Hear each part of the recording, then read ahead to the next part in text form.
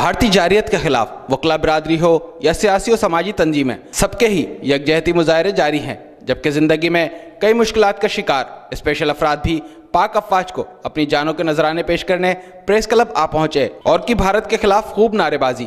Hyderabad district bar ایسوسی ایشن نے بھی مودی سرکار کو خوب للکارا اور پاک افواج کا ساتھ دینے سڑکوں پر آ گئے، جبکہ سیاسی و سماجی رہنما محبوب اوڑو کی قیادت میں بھی شہریوں نے افواج پاکستان سے اپنی محبت کا خوب اظہار کیا اور مودی کے خلاف نعرے بازی کی۔ سٹی ٹی وی کے توسط سے سارے پاکستان بلکہ سارے عالم اسلام کو بتانا چاہتے ہیں کہ پاکستان اس وقت جس پوزیشن پہ کھڑا ہے، یونٹی دکھا رہا ہے، ہم پاک فوج کو سلام پیش کرتے ہیں۔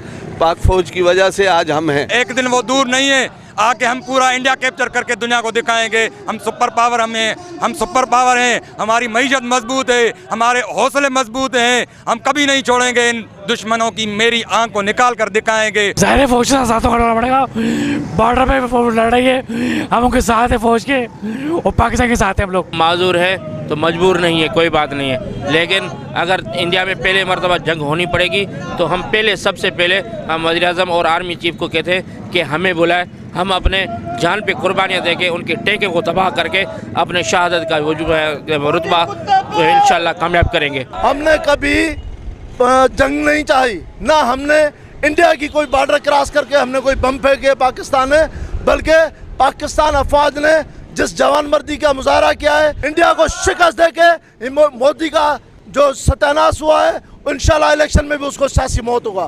پاکستان زندہ باد، پاک آرمی زندہ باد، ISI چیف زندہ باد۔ ہر گلی ہر چوک پر افواج سے محبت اس بات کا ثبوت ہے کہ اس ملک کا ہر شہری پاک فوج کا جوان ہے اور وطن پر جان نثار کرنے کو تیار ہے۔ کیمرامین مانی جٹ کے ساتھ علی احمد شیخ، سٹی نیوز، حیدرآباد۔ ہم لاتے ہیں ٹاپ نیوز، آپ کے فیوریٹ ٹاک شوز اور انلمیٹڈ انٹرٹینمنٹ صرف یوٹیوب پر۔ اگر آپ نے ابھی تک ہمارا چینل سبسکرائب نہیں کیا تو ابھی سبسکرائب کریں اور بیل آئیکن کو کلک کر کے ہماری لیٹسٹ ویڈیوز کے بارے میں اپڈیٹ جانیں۔